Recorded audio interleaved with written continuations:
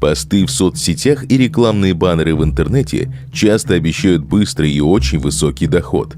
Их цель – завлечь людей на сайты, где якобы можно инвестировать деньги в ценные бумаги и получить больше прибыли, чем на других площадках. Важно помнить, высокая доходность связана с большими рисками, и гарантировать ее невозможно. Цель мошенников – зацепить внимание человека и заставить его зарегистрироваться на сайте.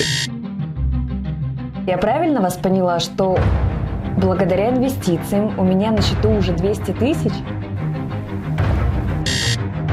Ипотеку закрою!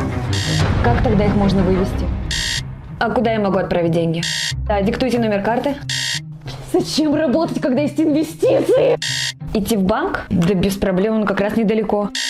Внимательно изучите инвестиционное предложение. Знаете, это звучит уже как-то сомнительно. Мне нужно проверить эту информацию.